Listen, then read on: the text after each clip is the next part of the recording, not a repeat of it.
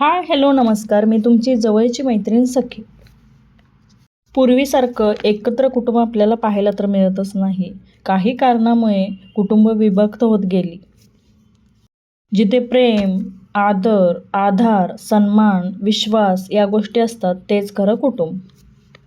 कुटुंब म्हणजे काय? सुखदुःखात सोबत असणारी सावली.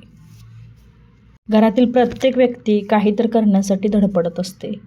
त्या प्रत्येक व्यक्तीला कुटुंबाचा जर आधार असेल किंवा पाठिंबा असेल तर ती व्यक्ती कोणताही डोंगर सहजरित्या चढू शकेल.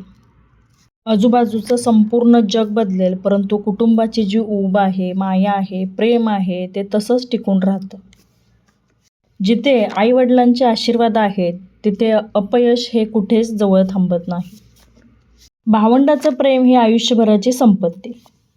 कुटुंब छोटं असो किंवा मोठं असो, कुटुंब म्हणजे काय?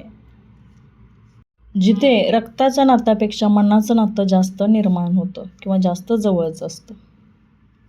आजकालच्या धकाधकीच्या जीवनामुळे कुटुंब विभक्त तर झालेलीच आहेत, परंतु त्याबरोबरच घरात आता कुटुंब लहान असो किंवा मोठं असो, या मोबाईलमुळे प्रत्येकजण आपापल्या कामात प्रत्येकजण व्यस्त आहे. कुटुंब आहे म्हणूनच आयुष्य खरंच खूप सुंदर आहे.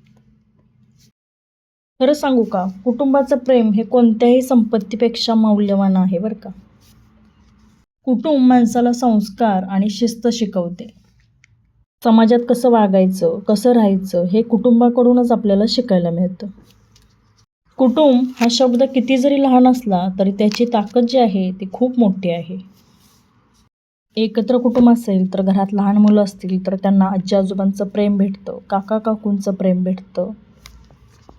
पूर्वी सगळे एकत्र राहायचे आणि मुलांना आजी आजोबा खरंच खूप चांगले संस्कार घडवत होते.